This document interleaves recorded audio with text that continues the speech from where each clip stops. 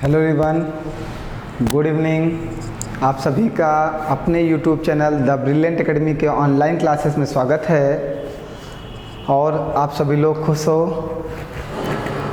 हम आपकी समस्याएं समझ सकते हैं, आपके कमेंट से और आपके मैसेज से मुझे पता चलता है कि आप हमसे कितना नाराज़ हो ना। लेकिन क्या किया जाए बेटा, कुछ ऐसे इश्यूज़ चलते रहते हैं जिसकी वजह से मैं क्लासेस नहीं दे पाता हूँ। फिर भी आप लोगों का प्यार हमारे साथ बरकरार है, इसके लिए मैं बहुत तहे दिल से आपका शुक्रिया करता हूँ कि आप वो प्यार आज भी हमारे साथ बनाए हुए हैं।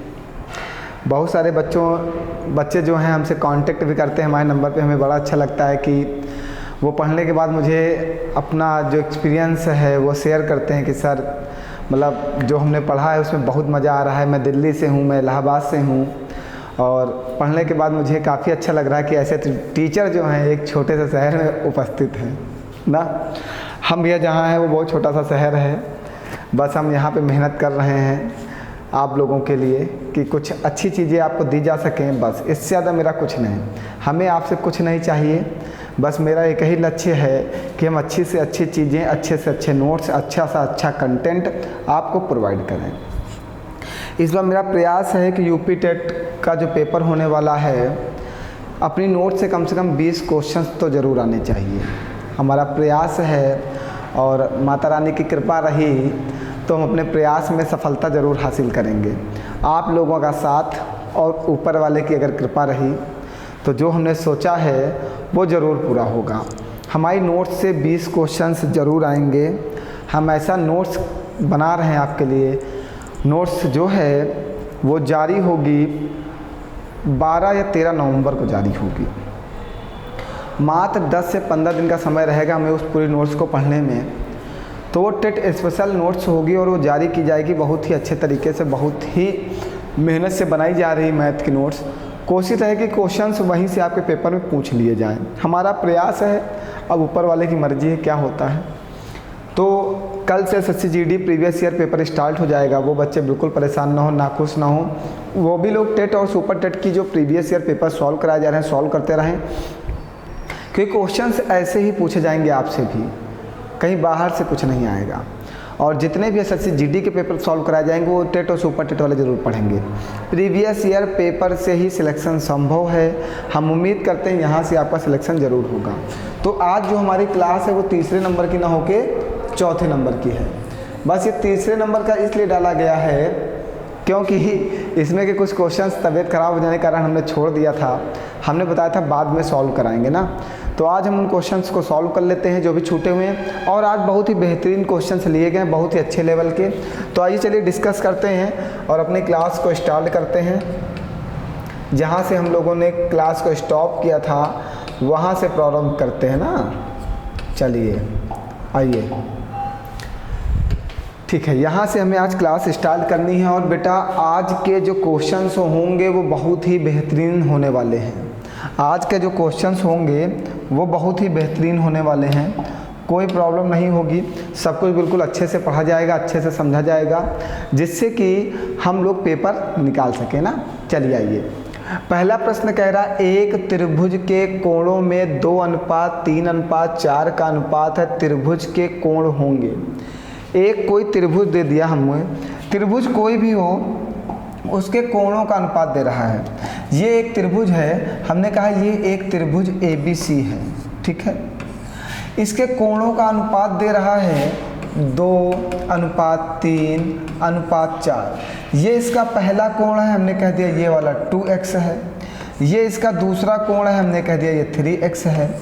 ये इसका तीसरा कोण है, हमने कह दिया ये 4x है। कोण में रेशियो दिया था, हमने x लगा के उनको डिवाइड कर दिया कि ये 2x, ये 3x और ये 4x। और त्रिभुज के तीनों अंतःकोणों का योगफल, त्रिभुज के तीनों अंतःकोणों का योगफल, भैया वो त्रिभुज कोई भी हो लेकिन उसके जो अंतःकोणों का योगफल होगा वो हमेशा एक ही होगा। कोणों का योगफल कितना होता है भैया? 180 डिग्री होता है। इस बात को आप ध्यान रखेंगे। वो त्रिभुज चाहे समकोण त्रिभुज हो, चाहे समबाहु त्रिभुज हो, चाहे समद्विबाहु त्रिभुज हो, चाहे अधिक कोण त्रिभुज हो और चाहे न्यून कोण त्रिभुज हो। त्रिभुज कोई भी होगा लेकिन उसके अंतः कोणों का योगफल 180 डिग्री ही होगा, इसके अलावा कुछ नहीं हो सकता। ठीक है, तो त्रिभुज के तीनों कोणों का योगफल हमें पता है 180 डिग्री होता है। तो त्रिभुज के कोण क्या हैं? एक 2x है, दूसरा 3x है, तीसरा 4x है, इक्वल टू 180 डिग्री। ये हमें दिया गया है। 4 3 7 2 9 त्रिभुज के तीनों कोणों का योगफल बराबर 180 डिग्री। 9 दूनी 18, x बराबर 20 डिग्री।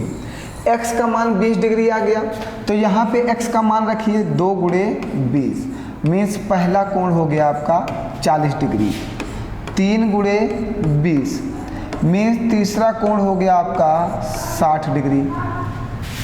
4 गुणे 20 मीन्स तीसरा कोण हो गया आपका 80 डिग्री। मीन्स तीनों कोण आपके क्या आ गए हैं? 40 60 80। और देखिए ऑप्शन में है, ये देखिए 40 60 80। बात क्लियर है प्यारे बच्चों?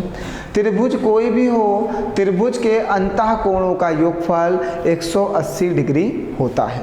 आपको याद रखना है त्रिभुज के अंतः कोणों का योगफल 180 डिग्री होता है। और त्रिभुज के कोण का अनुपात दिया गया है 2:3:4। हमने पहला त्रिभुज का पहला कोण कह दिया कि ये वाला 2x है, दूसरा वाला 3x है और तीसरा वाला 4x है। त्रिभुज के तीनों कोणों का योगफल, त्रिभुज के तीनों अंतः कोणों का योगफल 180 डिग्री होता है। हमने तीनों अंतः कोणों को जोड़ दिया, बराबर में 180 डिग्री रख दिया। 4 3 7 2 9, 9x की वैल्यू 180, 9 से काट दिया, 9 1 9, 9 दूनी 18। तो यहाँ पे x का मान 20 बचा। फिर उस x के मान को ले जाके यहाँ पे पुट कर दिया। x की वैल्यू इसमें पुट करोगे तो 2 गुणे 20 बनेगा तो 40 आएगा, यहाँ 3 गुणे 20 बनेगा तो 60 आएगा, यहाँ 4 गुणे 20 बनेगा तो 80 डिग्री आएगा। आप सभी लोगों को क्लियर है? बिल्कुल। बताइए, आनंदमय ज़िंदगी चल रही है आपकी?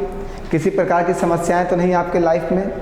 पढ़ाई को छोड़ के कोई और समस्या आपके लाइफ में नहीं होना चाहिए। हमारी लाइफ में सिर्फ एक ही समस्या है, पढ़ाई ना। चलो, पढ़ाई की समस्याएं भी हम लोग फरवरी के बाद नौकरी की समस्या में तब्दील कर देंगे ना। पढ़ाई की समस्या को फरवरी के बाद हम नौकरी की समस्या में तब्दील कर देंगे। चलो कोई बात नहीं। कह रहा 20 सेंटीमीटर भुजा के समबाहु त्रिभुज का क्षेत्रफल क्या होगा?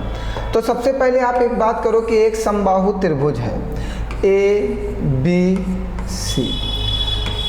नाम देखिए, समबाहु। समबाहु मीन्स जिसकी सभी भुजाएं क्या हों? समान हों। समबाहु मीन्स जिसकी सभी भुजाएं आपस में समान हों, उस त्रिभुज को हम समबाहु त्रिभुज कहते हैं। जब इसकी सभी भुजाएं आपस में समान है तो ये A होगी, ये A होगी, ये भी A होगी। यहाँ से एक लंब डाल दो तो ये लंब H हो जाएगा। तो सबसे पहले हम समबाहु त्रिभुज के बारे में बात करते हैं कि समबाहु त्रिभुज का परिमाप क्या होगा।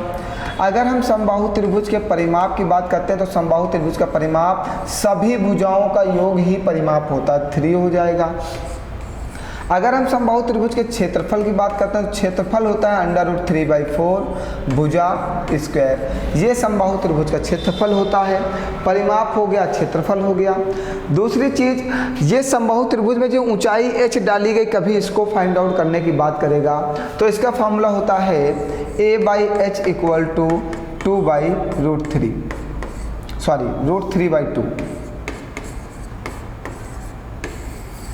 क्योंकि मैं भी कंफ्यूज हो गया। 2/√3 होता है, √3/2 होता है।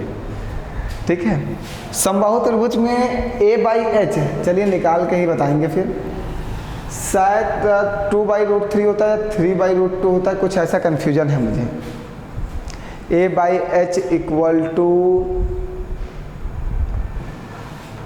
√3 हमें लगता है a/√3 होता है, 2/√3 होता है, बट चलो कन्फ्यूजन में है तो कल बता देंगे। शायद मेरे दिमाग से उतर गया है। a/h = क्या होता है? कल बताते हैं आपको, चलिए कल क्लास बता दें, कोई परेशानी नहीं।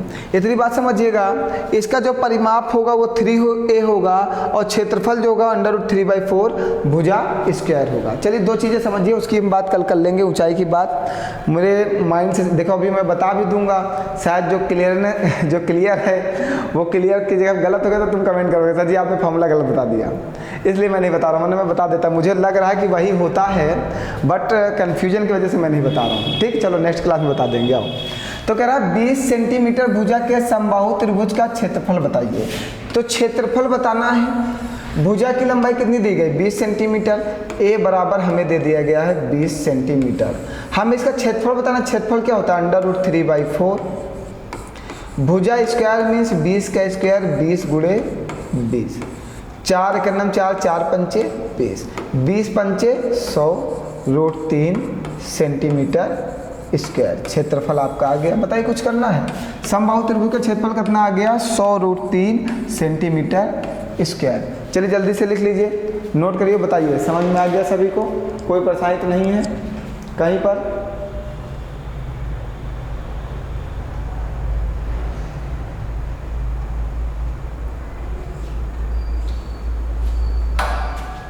आगे बढ़ाएं भैया, घूमने नहीं गए थे, परेशान मत हो। चलिए नेक्स्ट क्वेश्चन है, निम्नलिखित में से कौन सबसे बड़ी संख्या है। क्वेश्चन बहुत ही प्यारा है, बहुत ही आसानी से हमारे बच्चे लगा लेंगे, ऑफलाइन वाले, उनको तो सब कुछ रट गया है अब ना, तुम्हें तो कुछ करना ही नहीं, सबसे बड़ी संख्या बताना है ना। चलो इसका गुणा इसमें करते हैं, 3 त्रिका 9, 4 दूनी 8, सबसे बड़ी कौन आई 9 या 8, 9 बड़ी तो उधर मुँह खोलो, इसको रफ कर दो। फिर आओ 6 चौको 24, 5 तेई 15, 15 बड़ा है 24, 24 ऐसे लगा दो, रफ कर दो। 7 पचे 35, 9 छाक 54, 35 बड़ा है 54 तो इधर टिक लगा दो। सबसे बड़ी संख्या बताना, इससे बड़ी ये वाली, इससे बड़ी ये वाली मीन्स ये तो बड़ी होगी ही होगी, इससे बड़ी ये वाली मीन्स ये भी बड़ी होगी। इसका गुणा इधर कर दो, 7 त्रिक 21, 9 दूनी 18, 21 बड़ा है 18, 21 तो सबसे बड़ी संख्या कितनी आ गई 3/2। बहुत सारे बच्चे कंफ्यूज हो गए, तो हमारी जो क्लास है फ्रैक्शन की आप उसको जाके देख लें, बिल्कुल बहुत सारे क्वेश्चन लेके हमने इसको क्लियर किया है, बहुत सारे प्रश्न हैं उसमें। तो अगर आपको थोड़ा सा डाउट है और समझने में परेशानी तो आप मेरी फ्रैक्शन की क्लास देखो, ठीक है। ये प्रैक्टिस बैच है, थोड़ा सा जल्दी जल्दी पढ़ाया जाएगा।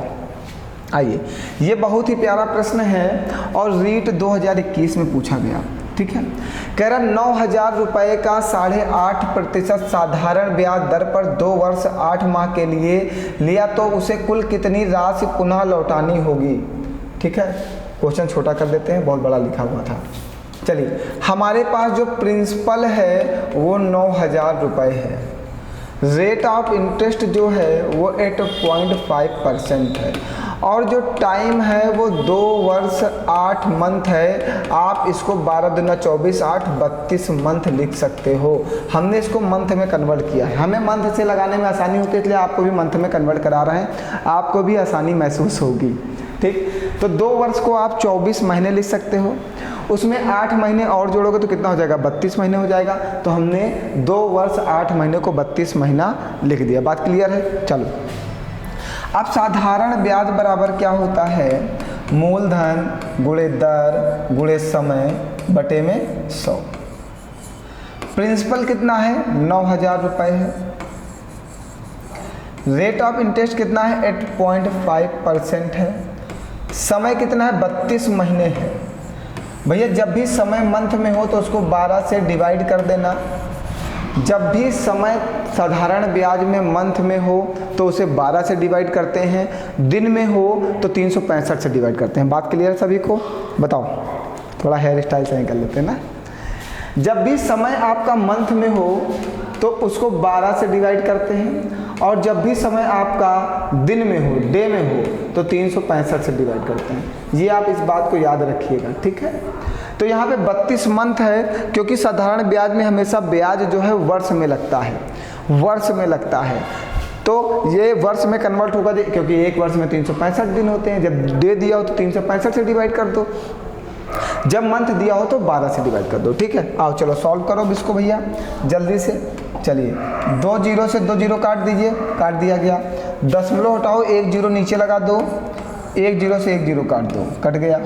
3 चौको 12 कट गया, 3 त्रिका 9 कट गया, 4 एक 4 कट गया, 4 अट्ठे 32 कट गया। चलिए ठीक, 32 कट गया ना भैया। चलो थोड़ा समझना कि जगह कम पड़ रही है हमारे लिए कैलकुलेशन की, चलो कोई बात नहीं। अब हमें कैलकुलेट करना है क्या, 3 गुणे 85 गुणे 8, 8 से गुणा कर दो, 8 5 40 का 0 हासिल लगेगा 4, 8 28 64 और 4 68 गुणे 3, 3 0 0, 3 8 24 का 4 हासिल लगेगा 2, 3 6 18 2 20। मीन्स जो ब्याज मिला है वो कितने रुपए मिला है, 2040 रुपये मिला है। कह रहा है 9000 रुपये का ऋण 8.5% साधारण ब्याज दर पर 2 वर्ष 8 माह के लिया गया तो उसे कुल कितनी राशि लौटानी होगी। क्वेश्चंस के ऑप्शंस गलत बना दिए गए, ठीक। 2040 रुपये तो हमारा ब्याज है, आपने किसी व्यक्ति से 9000 रुपये उधार लिया है और उस पर 2040 रुपये ब्याज लग रहा है, तो आप टोटल कितने रुपए वापस करोगे। जब 9000 लेके उसको रख लोगे क्या, अरे उसको भी तो देना है यार, ब्याज के साथ पूरी धनराशि वापस करोगे ना। ये थोड़ी कि 9000 रुपये लेके उनको घर में रख लोगे, 2040 के दोगे, अपना ब्याज ले लो। 9000 रुपये तुमने उधार लिया, 2040 रुपये ब्याज लगा, तो टोटल कितनी धनराशि उसको वापस करोगे, प्लस 2040 11040। मीन्स आंसर आपका ऑप्शन गलत है, ठीक है। इसलिए 11040 लिखा होता तो ज़्यादा अच्छा था, इस आंसर को सही कर दो। मीन्स आप टोटल जो रुपए वापस करोगे वो कितने वापस करोगे, 11040 रुपये। बात क्लियर है सभी को, कोई परेशानी भैया, कोई डाउट, क्लियर करके पढ़ो, क्योंकि जब ब्याज पुनः कितनी धनराशि लौटानी होगी, कुल कितनी, कुल नहीं लिखता, कितना ब्याज वापस करना होगा तो बताते 2040 रुपये। कुल राशि कितनी वापस करनी होगी, तो जो 9000 उसके घर से लाए हो वो भी देना पड़ेगा और 2040 रुपये जो ब्याज लगा है वो भी देना पड़ेगा, ठीक। चलिए आइए, ये भी बहुत अच्छा प्रश्न पूछा गया था, ये भी बहुत अच्छा प्रश्न है। रीट का ये भी है भैया, थोड़ा सा ये देखिए, रीट का प्रश्न ये भी है, रीट 2021 में पूछा गया ना। बहुत ही अच्छे प्रश्न हैं। हम सारे रीट के पेपर हम सोच रहे हैं किसी दिन सॉल्व करा दिया जाए दोनों शिफ्ट के। हाँ, मेरा प्लान यही है, आप बताओ या ना बताओ, मैं पहले ही करा दूंगा, ठीक है, क्योंकि वहाँ से प्रश्न आने की संभावनाएं होंगी।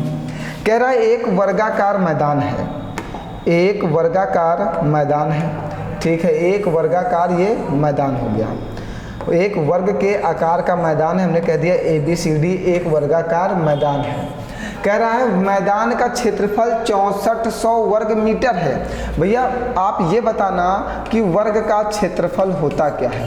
वर्ग का क्षेत्रफल होता है भुजा स्क्वायर ना, और हमने इसके सारे फार्मूले आपको बहुत पहले बता दिया, रोज नहीं बताऊंगा, मैंने पहले भी कहा था। जो लोग नए बच्चे जुड़ेंगे वो इसकी first class, second class, third class सारी क्लास देखते आएंगे, आपका कन्फ्यूजन दूर होता चला जाएगा। ये हमारी गारंटी है प्लस हमारा दावा है, ठीक है।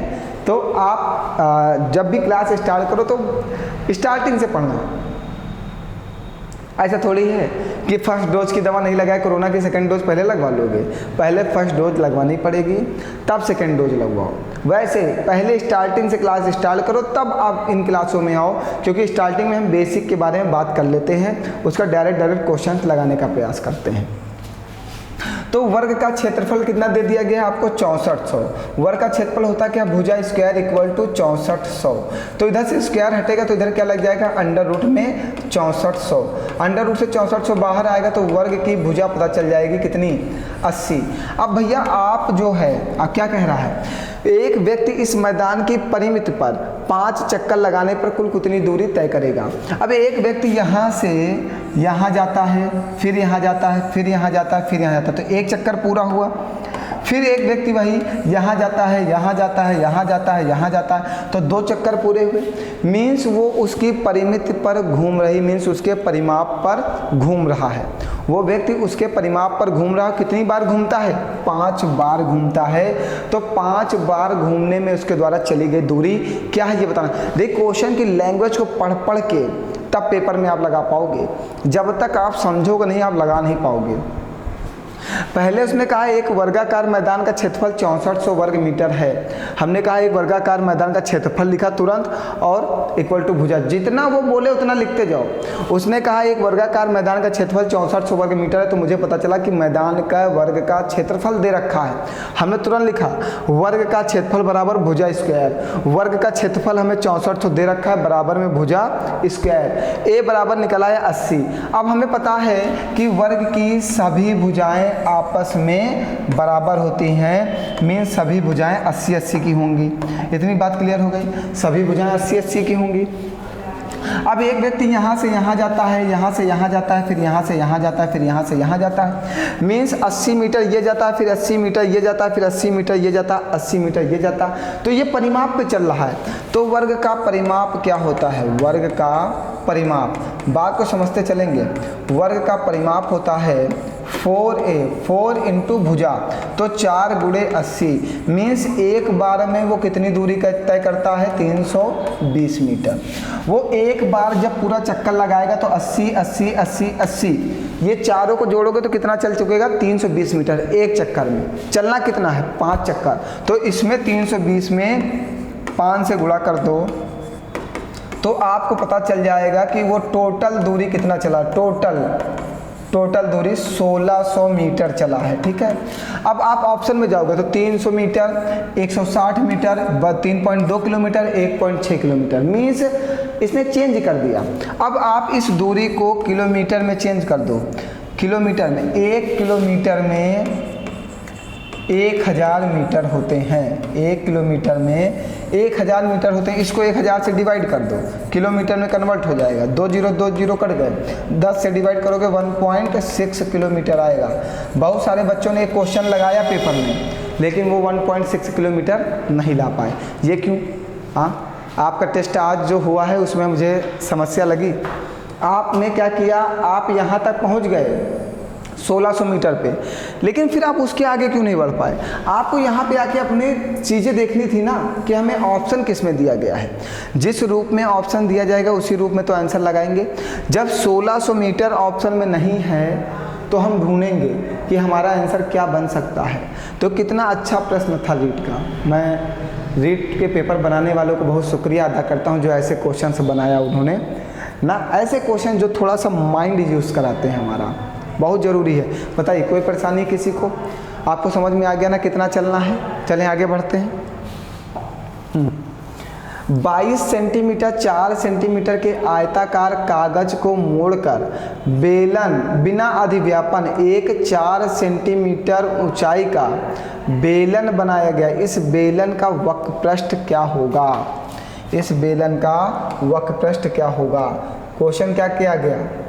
कह रहा है एक 22 सेंटीमीटर और 4 सेंटीमीटर के आयताकार कागज को मोड़कर। अब समझना भैया, बहुत ही अच्छे से समझ पाओगे तभी क्वेश्चन समझ पाओगे, वरना नहीं समझोगे। ये एक आयत है, ठीक है, इसकी लंबाई हमें दे दी गई है 22 सेंटीमीटर, ठीक है, और ये लंबाई है 4 सेंटीमीटर। इस कागज को राउंड किया गया है, इस कागज को राउंड किया गया है और राउंड करके बनाया क्या गया? बेलन बनाया गया। समझना भैया, देखो बेलन बनाया गया ना, इस कागज को राउंड करके ये बेलन बना दिया गया। इस कागज को ऐसे करके मोड़ा गया है तो बेलन बन गया, बेलन बन गया। इस कागज को मोड़ा गया तो बेलन बन गया। तो जो ये ऊंचाई है इसकी, ये वाली 4 मीटर, तो बेलन की ऊंचाई भी 4 ही मीटर रहेगी। देखो एक 4 सेंटीमीटर ऊंचाई का बेलन बनाया गया, मीन्स इस बेलन की जो ऊंचाई है वो 4 सेंटीमीटर ही रहेगी। समझ गए? बेलन की ऊंचाई कन्वर्ट नहीं होगी, क्योंकि जो ऊंचाई आयत की है जब इसी से बेलन का निर्माण किया गया है, जो ऊंचाई आयत की है जब इसी से बेलन का निर्माण किया गया है तो ये जो है सेम ऊंचाई का होगा। अब भैया बात को समझना, हमसे पूछा क्या है, हमें चाहिए क्या? हमसे कहा इस बेलन का वक्रपृष्ठ बताइए। तो सबसे पहले आप बताओ बेलन का आयतन क्या होता है? बेलन का आयतन हम देखो हर बार थोड़ी सी बात कर लेते हैं जिससे आपको हमेशा चीज़ें याद रहें। बेलन का आयतन होता है पाई आर स्क्वायर एच।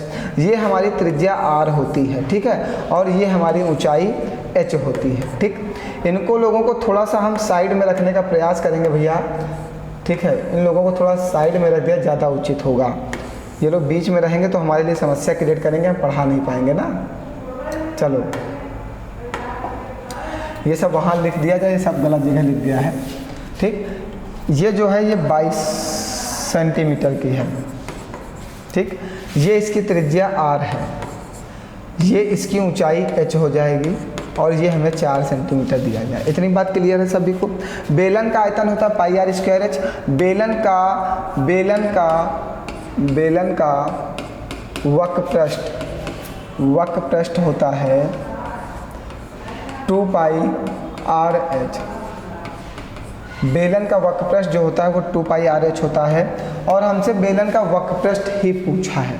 अब भैया एक एक लैंग्वेज को मैं एक एक पॉइंट को इसलिए समझा रहा हूँ क्योंकि ये सब क्वेश्चन आपके पेपर में आ जाएंगे तो आप नहीं लगा पाओगे, इसलिए समझोगे तभी लगा पाओगे। ठीक है, बेलन का वक्र पृष्ठ हमसे क्या होता है 2 पाई आर एच। तो 2 तो हमारे पास हाई है, पाई की वैल्यू 22/7 होती है, एच हमारे पास 4 हाई है, हमारे पास क्या नहीं है आर। तो सबसे पहले हमें त्रिज्या निकालनी होगी। अब समझना, इस वाली लंबाई को मोड़ा गया, ऐसे मोड़ दिया गया, तो ये जो ये है ये कितना है 22 ही तो है। ये वृत्त बना है हमारा, यहाँ पे ये वृत्त बना है और जो इसकी पूरी ये जो सरफेस एरिया है ये वाला इसका, ये 22 सेंटीमीटर से ही तो बना है, 22 सेंटीमीटर से ही तो बना है। तो वृत्त की जो परिधि होती है, वृत्त की परिधि जो होती है 2 पाई आर इक्वल टू 22 सेंटीमीटर है हमारे पास। 2 पाई आर इक्वल टू 22 सेंटीमीटर है।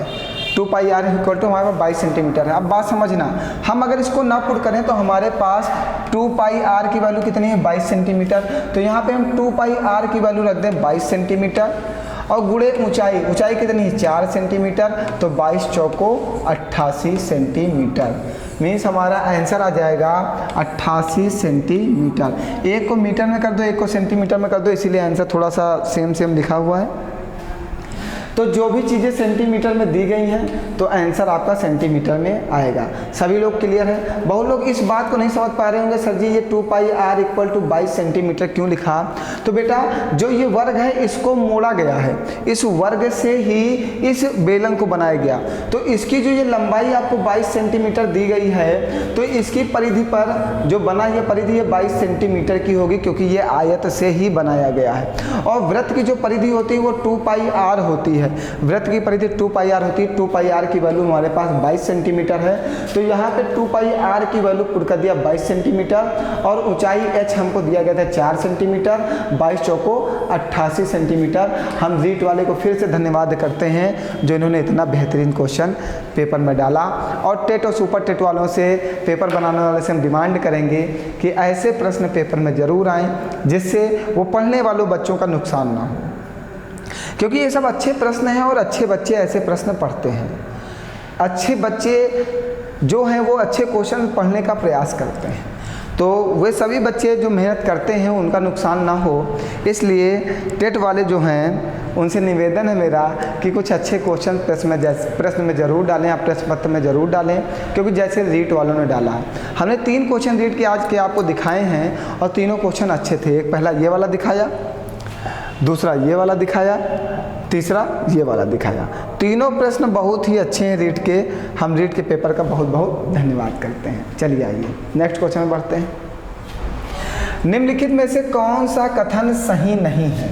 लैंग्वेज पर ध्यान देना, कहाँ पे कथन सही नहीं है, बस और कुछ नहीं। पहला ये, अभाज्य संख्याओं के केवल 2 गुणनखंड होते हैं। बिल्कुल सही। अगर हमने कहा 3 अभाज्य संख्या तो इसके गुणनखंड क्या होंगे 3 गुणे 1। हमने कहा 5 अभाज्य संख्या तो इसके गुणनखंड क्या होंगे 5 गुणे 1। तो अभाज्य संख्या के केवल 2 गुणनखंड होते हैं, ये बात सही है। आगे आइए, 1 अंक वाली केवल 4 अभाज्य संख्याएं। बिल्कुल सही। 2 है, 3 है, 5 है, 7 है।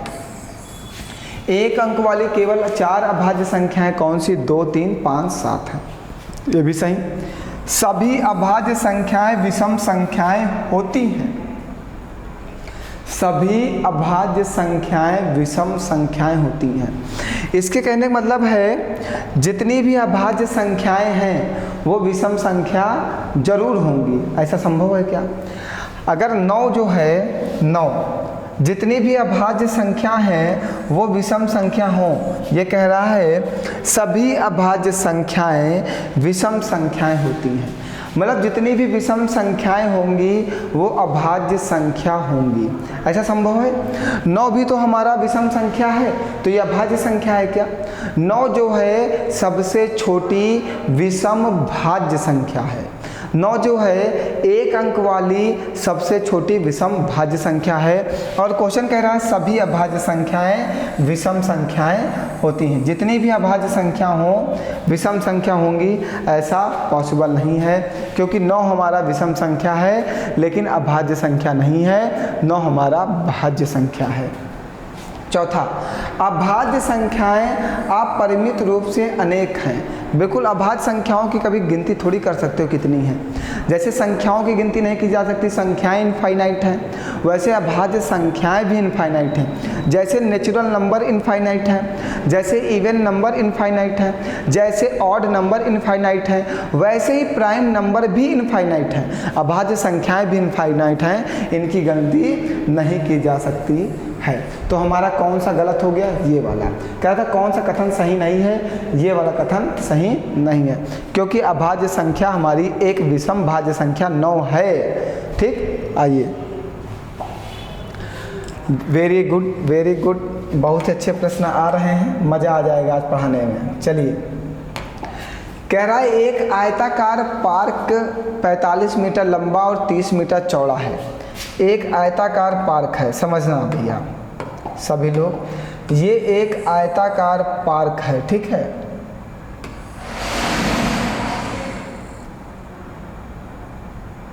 ना ये एक आयताकार पार्क है ABCD। हमने कह दिया ABCD एक आयताकार पार्क है। जिसकी लंबाई कितनी दी गई? इसकी लंबाई दी गई है 45 मीटर। चौड़ाई कितनी दी गई है पार्क की? पार्क की चौड़ाई नहीं, हाँ, पार्क की चौड़ाई कितनी दी गई? 30 मीटर, ये दी गई है। ये पार्क है और इसके बाहर रास्ता बनाया गया। पार्क के बाहर चारों ओर 2.5 मीटर चौड़ा रास्ता बनाना है। ये जो रास्ता बनाना है इसकी चौड़ाई कितनी है? 2.5 मीटर है। 2.5 मीटर चौड़ा रास्ता पार्क के बाहर हमें बनाना है। चलो ठीक है, पार्क के बाहर हमने 2.5 मीटर चौड़ा रास्ता ले लिया। तो हमें क्या बनाना है? रास्ते का क्षेत्रफल। तो रास्ते का क्षेत्रफल बराबर होता है, रास्ते का क्षेत्रफल बराबर, रास्ते का क्षेत्रफल बराबर होता है 2W L + B ± 2W। ठीक, प्लस तब होगा जब रास्ता अंदर हो, माइनस तब होगा, सॉरी, प्लस तब होगा जब रास्ता बाहर हो और माइनस तब होगा जब रास्ता अंदर हो। बात क्लियर है? 2W L + B ± 2W, और W बराबर रास्ते की चौड़ाई। W जो है वो रास्ते की चौड़ाई को प्रदर्शित करता है, रास्ते की चौड़ाई को प्रदर्शित करता है। बात क्लियर है सभी को? चलो आगे समझो।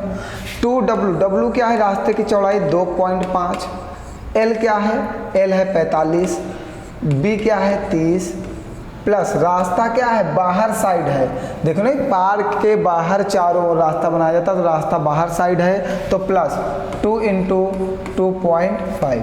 चलो सॉल्व करते हैं। 2.5 में 2 का गुणा करोगे 25 दूना 50, 5 होगा। 45 और 30 75, प्लस 2 × 5 = 10, 25 दूना 50, 5 आएगा। 75 और 5 80, 80 से गुणा कर दो 8 × 5 40, 400 मीटर। मीन्स रास्ते का क्षेत्रफल कितना आ गया? 400 मीटर स्क्वायर। बताओ कोई परेशानी?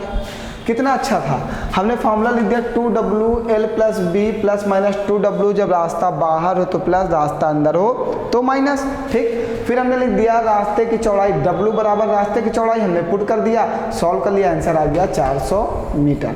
बहुत ही आसान है, कुछ नहीं करना, बस फार्मूला आपको याद रखना है कि रास्ता बाहर होगा तो प्लस, रास्ता अंदर होगा तो माइनस। आगे बढ़ते हैं भैया, समझते चलना सभी लोग, बहुत धीमे पढ़ा रहे हैं, तेज नहीं पढ़ा रहे हैं, ठीक है।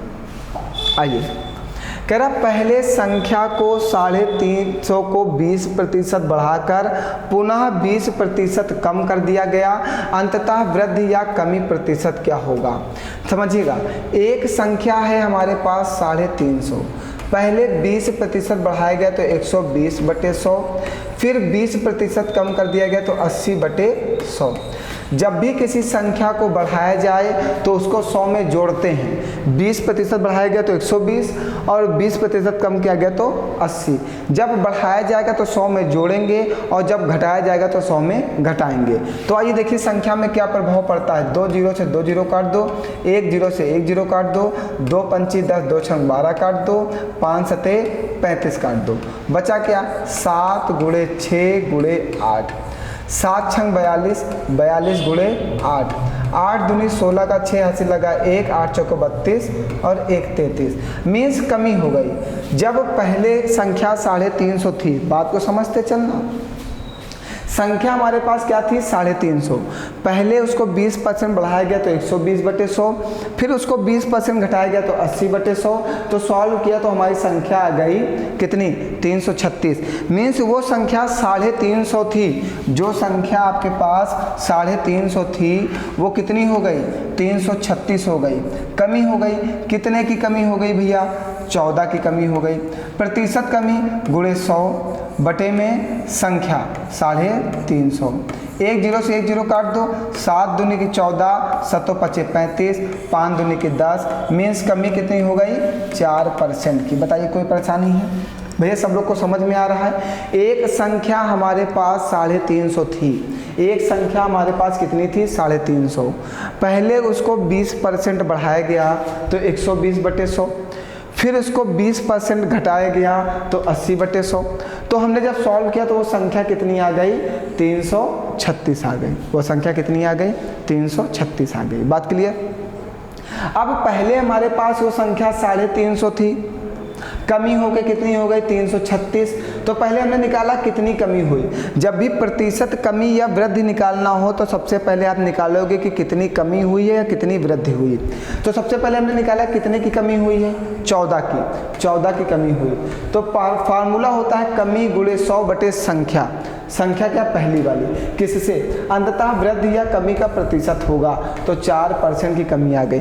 अब ये तो लॉन्ग मेथड हो गया, ये थोड़ी लगाना है यार पेपर में, इतना समय हमारे पास नहीं। चलो यार तुम भी लोग ना, तुम लोगों की वजह से मुझे बताना चाहिए पड़ता है। कुछ बच्चे कहते हैं सर जी लॉन्ग बताइए, और मेरा बिल्कुल मन नहीं करता। आपने पढ़ा है प्रतिशत परिवर्तन, समझिएगा प्रतिशत परिवर्तन पढ़ा है। +-x +-y +-xy अपॉन 100 पढ़ा है ना। चलो प्रतिशत परिवर्तन से इसको लगाओ जल्दी से। पहले क्या हुआ? 20% बढ़ाया गया, x बराबर प्लस का 20। फिर क्या हुआ? y को 20% घटाया गया, y बराबर माइनस का 20 रखो। x की जगह प्लस का 20 माइनस का 20। अब समझना, ये प्लस का ये माइनस का, यहाँ पे दोनों का मल्टीप्लाई होता है। प्लस और माइनस का गुणा होगा तो चिन्ह लगेगा माइनस का। 20 गुणे 20/100। अब समझिएगा सभी लोग, यहाँ पे प्लस का 20 माइनस का 20 कट जाएगा, 2 0 से 2 0 कट जाएंगे, 2 दूनी 4 माइनस का 4%। मीन्स 4% आंसर आएगा। कमी को शो करना, जब भी आंसर माइनस में आए तो कमी होगी, जब भी आंसर प्लस में आए तो वृद्धि होगी। सभी लोग समझ गए ना? प्रतिशत परिवर्तन से तुरंत सेकंडों में आंसर आता है प्रतिशत परिवर्तन से ऐसे क्वेश्चन का। बस बहुत सारे बच्चे पेपर में इसको समझ ही नहीं पाते हैं और इसको लॉन्ग मेथड से लगा बैठते हैं। ये हमें नहीं करना है, क्योंकि हम समझ सकते हैं और हम लगा सकते हैं ना, क्योंकि हम लोग समझदार हैं यार। हम लोग पढ़ रहे हैं, आप हमसे पढ़ रहे हो, आप समझदार हो, ठीक है। आप सब कुछ जानते हो, आपको सब कुछ आता है। ऐसी कोई भी चीज़ नहीं है जो आप ना समझते हो।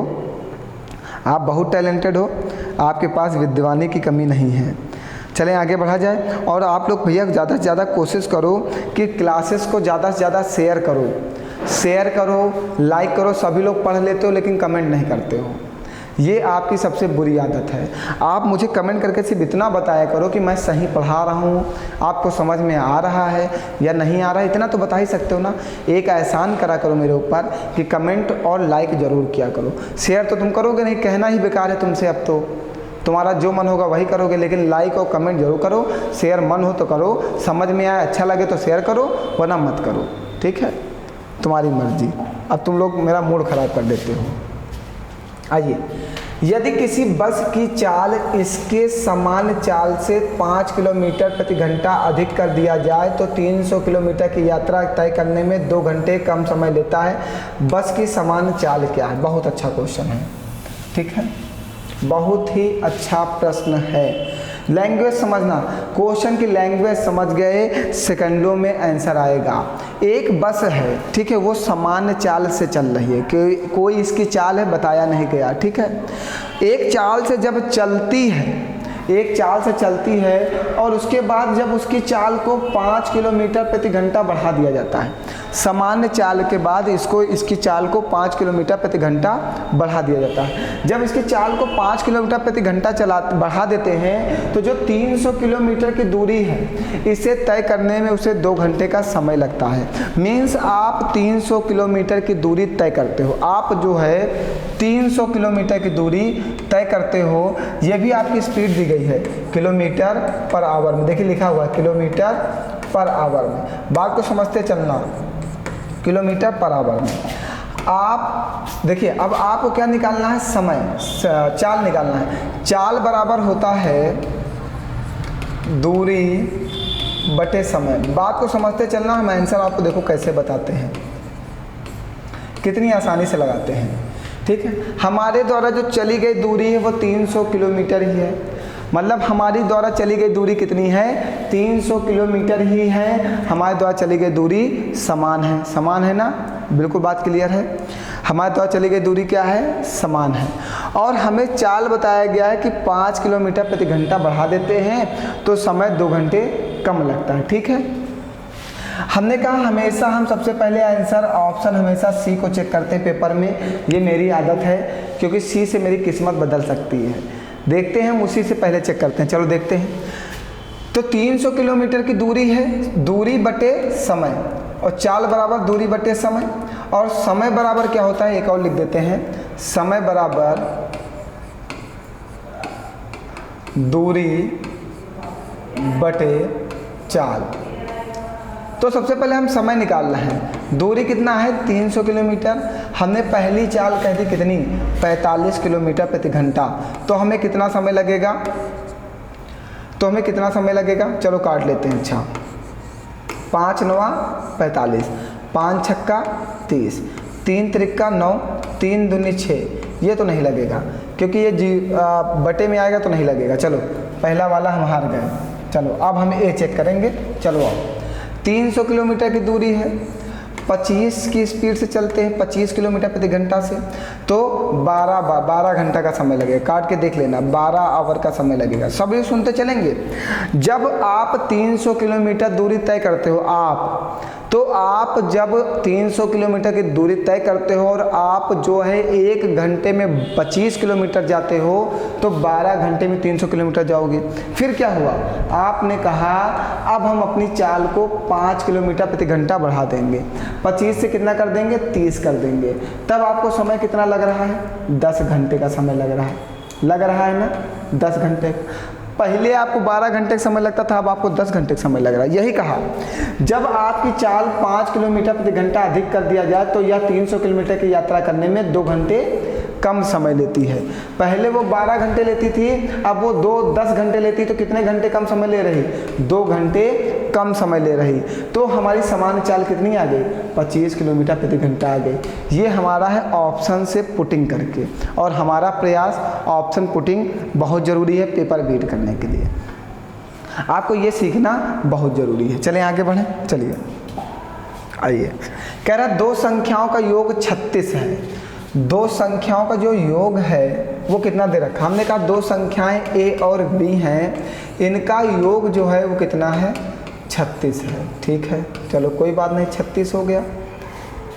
उनके मासा तथा लासा क्रमशः ये हैं, ठीक है। आपने एक फॉर्मूला पढ़ा है, लासा गुणे मासा बराबर पहली संख्या गुणे दूसरी संख्या, पढ़ा है ना?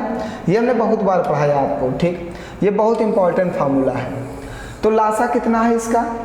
105 है, और मासा कितना है? 3 है ना? A × B। तो यहाँ से हम a और b दोनों संख्याएं निकाल सकते हैं। समझ गए कैसे निकाल सकते हैं? समझो, a और b दोनों संख्याएं हम निकाल सकते हैं। अब कैसे निकालेंगे? ये मासा जो 3 है, ये जो मासा आपको 3 दिया गया है, ये दोनों संख्याओं में क्या होगा? कॉमन होगा। मीन्स 1 3 इसके पास होगा, 1 3 इसके पास होगा। तो आप इसको क्या लिख सकते हो? 35 गुणे 3। 35 या 105 तो होता है। तो 1 3 ये देखो यहाँ चला गया, 1 3 यहाँ चला गया। अब हमारे पास क्या बचा? 35। 35 का फैक्टर कर दो, 5 सते 35। 1 5 इसको दे दो, 1 7 इसको दे दो, तो ये हो जाएगा 5 ते 15 और 7 त्रिक 21। देखो दोनों संख्याओं का योग कितना का है? 36। तो दोनों का योग कर दो, देखो 36 आएगा। 5 1 6 2 1 3। तो दोनों संख्याओं का योग 36 आ गया। हमने दोनों संख्या निकालनी a और b। कह रहा उन दोनों संख्याओं के व्युत्क्रम का योग बताइए। आपको जो योग बताना है वो बताना है 1/15 प्लस 1/21 का,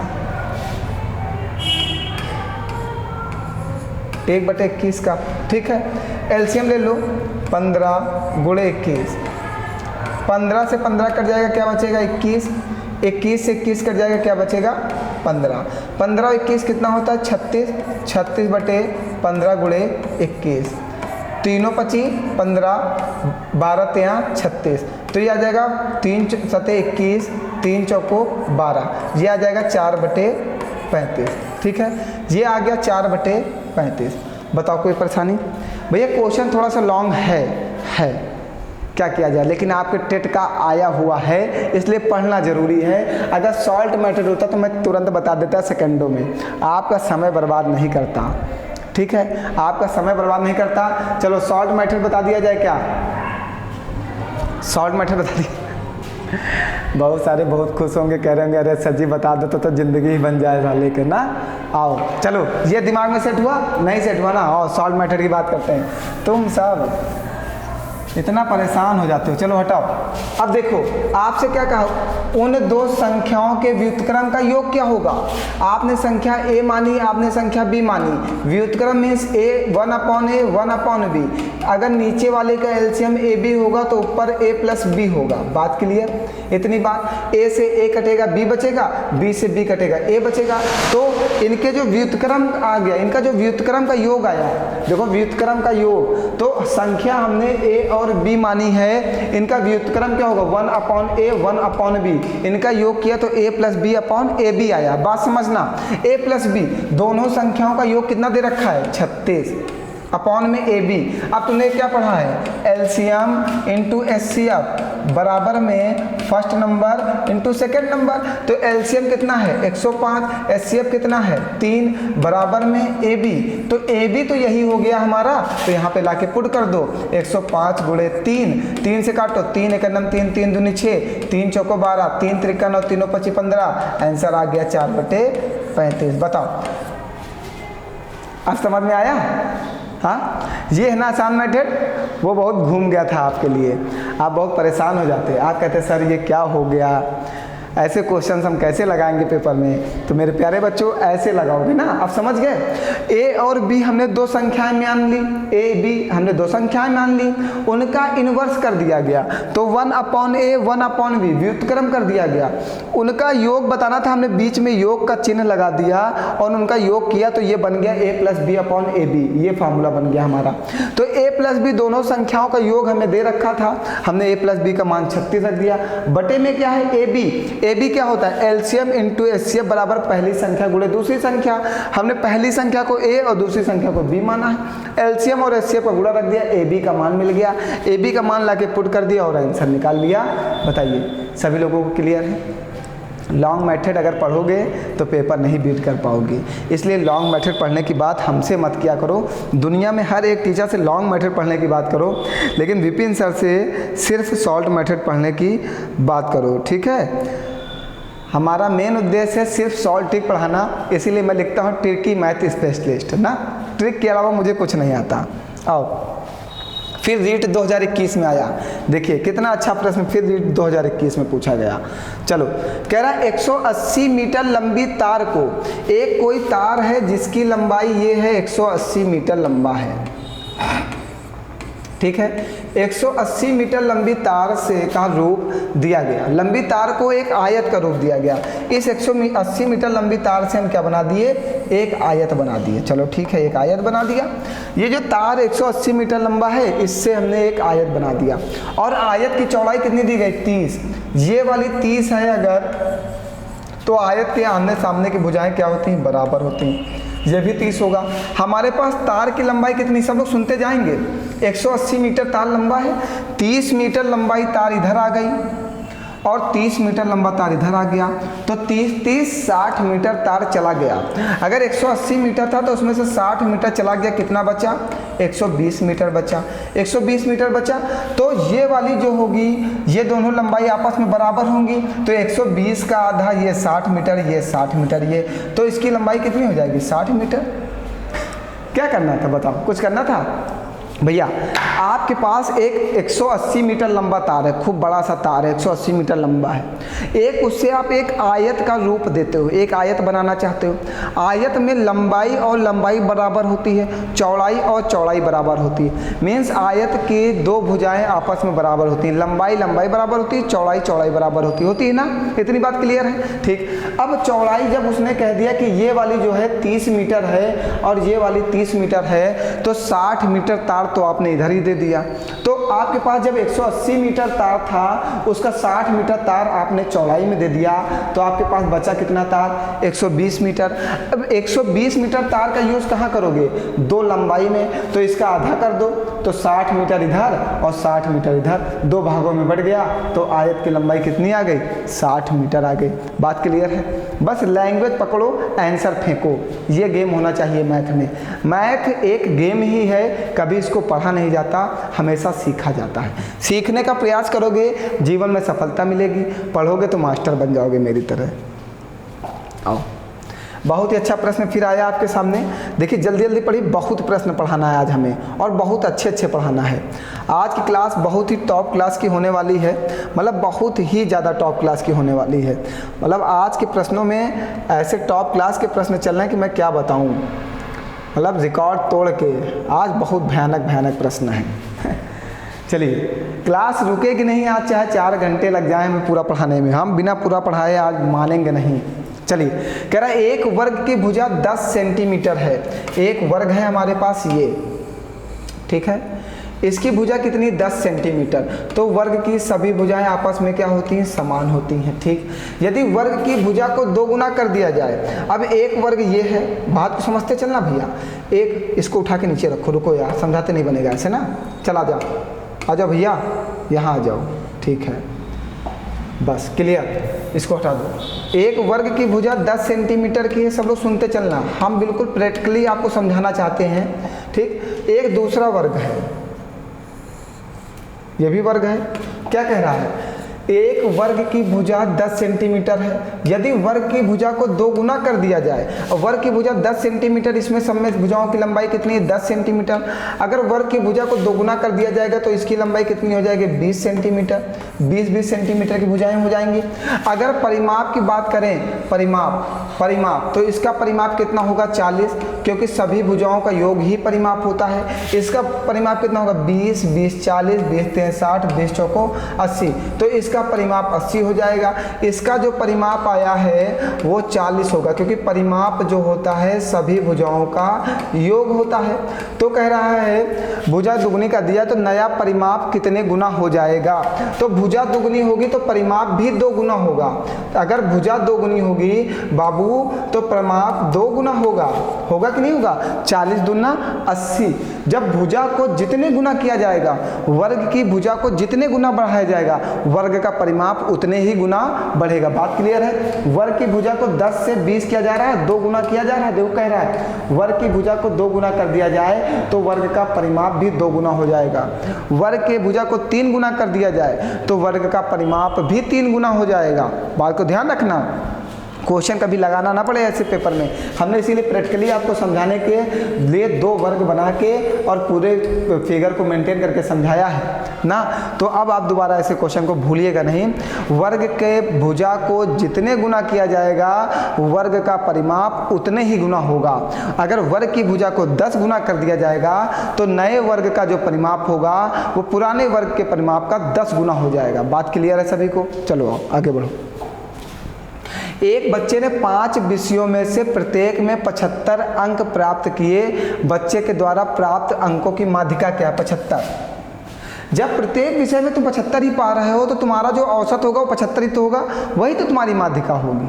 अगर तुम सभी विषय में 75, 75, 75, 75, 75 पा रहे हो तो एवरेज क्या होता है? बराबर संख्या में इधर छोड़ दो, बराबर संख्या में इधर छोड़ दो, बीच वाली ही संख्या हमारी क्या होती है? एवरेज होती है। जब संख्याएं समान है तो कुछ करने की जरूरत नहीं। संख्याओं के बीच में गैपिंग क्या है? 0 0 की है।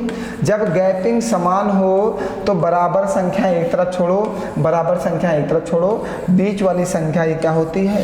एवरेज होती है। तो यही तुम्हारी माध्यिका हो जाएगी। बात क्लियर है? कुछ किया था क्वेश्चन में ना? आइए, ये भी बहुत ही वेरी बेस्ट क्वेश्चन है आपके पेपर का। बहुत ही अच्छा प्रश्न पूछा गया था सीटेट में।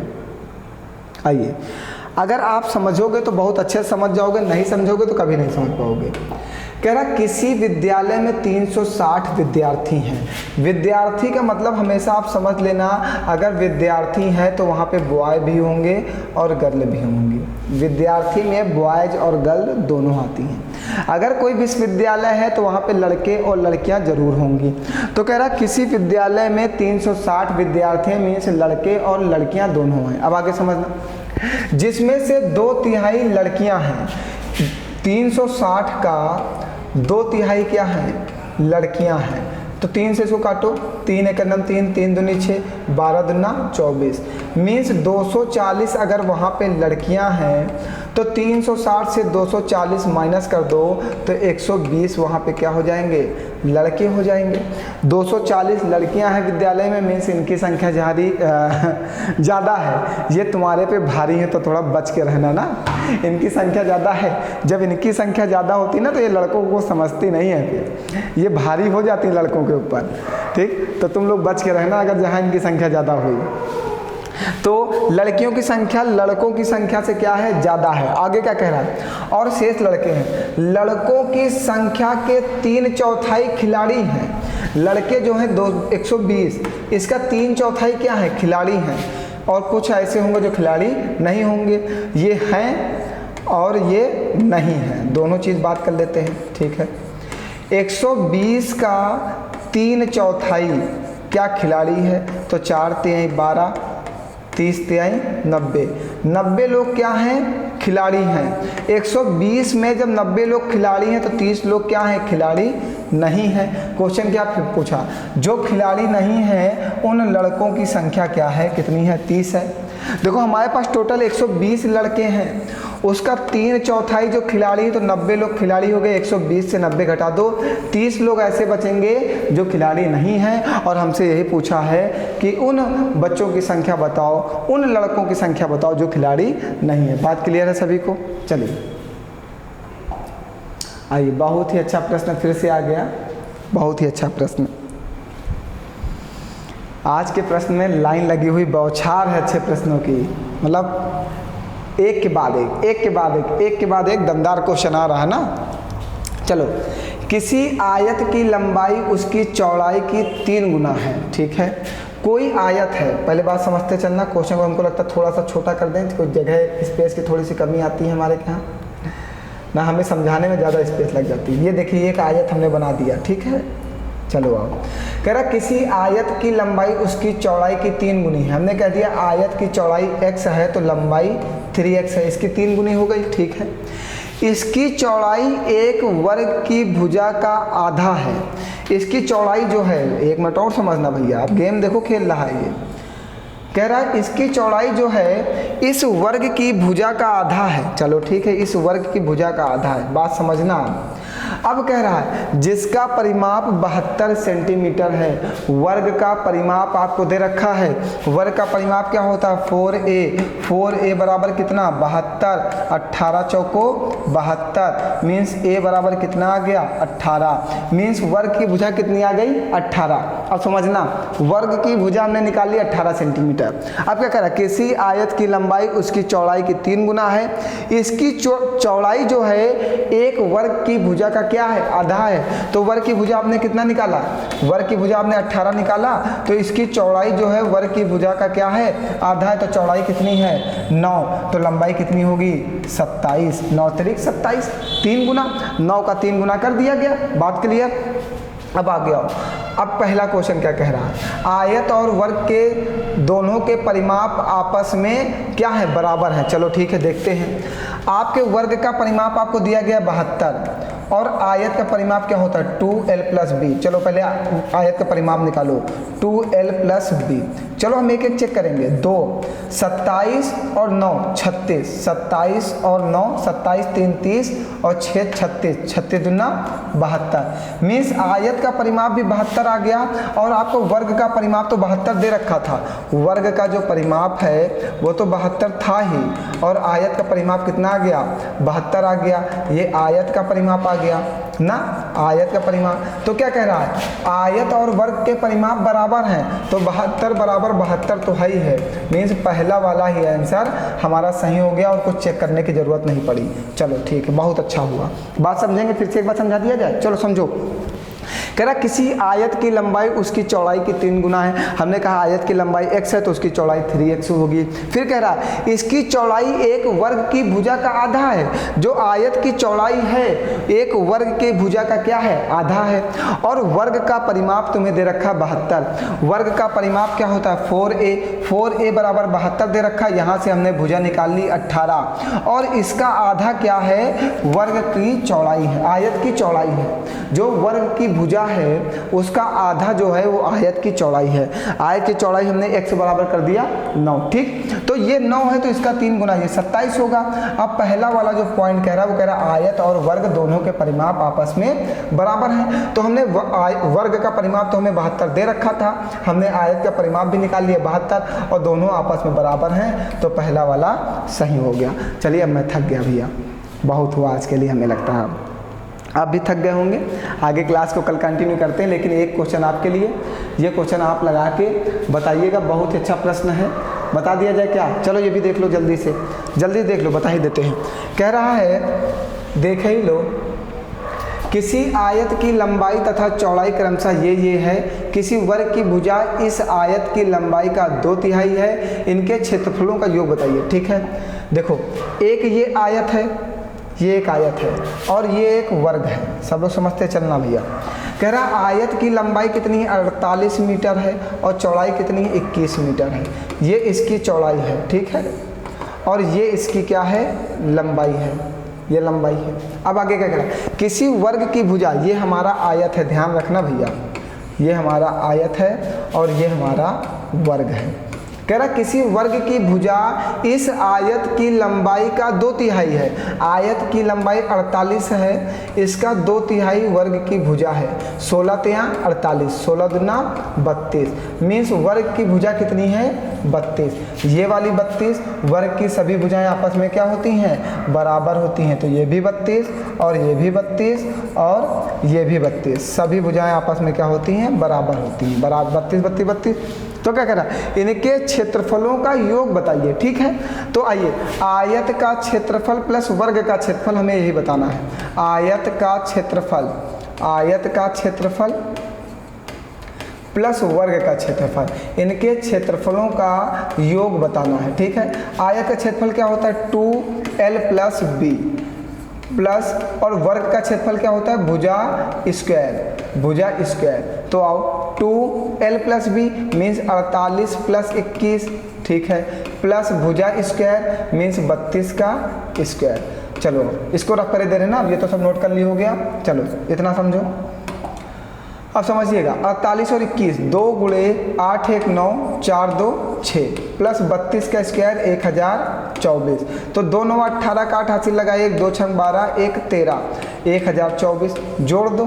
8 4 12 का 2 हासिल लगा 1, 3 2 5 1 6 0 2 2062 है। अरे कहीं पे गलत हो गया क्या भैया? 8 4 12 का 2 32 का स्क्वायर, ये 8 1 9 और 4 2 6, 2 9 18 का 8 हासिल लगा 1, 2 6 12 1 13। 1024 में 138 जोड़ दो। 8 4 12 का 2 हासिल लगा 1, 3 2 5 1 6, ये 1 और 1, सॉरी 8 4 12 का 2 हासिल लगा 1, 3 2 5 1 6 और ये 1, ये 1162 आ रहा है। क्या कोई प्रॉब्लम हो गई? क्या कह रहा है? भुजा इस आयत की लंबाई का 2/3 है। आयत की लंबाई 48 है, इसका 2/3, तिहाई में 16, 16 दूना 32 है। इनके क्षेत्रफलों का योग क्या होगा? इनके क्षेत्रफलों का योग क्या होगा? तो 48 और 21। ओहो, जय श्री राम। हम इतनी बड़ी मिस्टेक, हम इसीलिए क्लास रोक रहे थे क्योंकि मेरा माइंड डाइवर्ट हो रहा था। मैंने इसीलिए कहा था आप रहने दो। चलो ठीक है, बताया तो बता ही देते हैं। देखो कहाँ पे कितनी बड़ी गलती हमसे हो सकती है, ये मैंने सोचा था। इतनी बड़ी गलती मुझसे कैसे हो सकती है यार? इतनी बात तो आपको समझ में आ रही है। ये 48 है और ये 21 है। 48 का 2/3 जो है वो क्या है? ये है, इसकी भुजा है। तो कितनी? 32। वर्ग की सभी भुजाएं आपस में क्या होती हैं? बराबर होती हैं।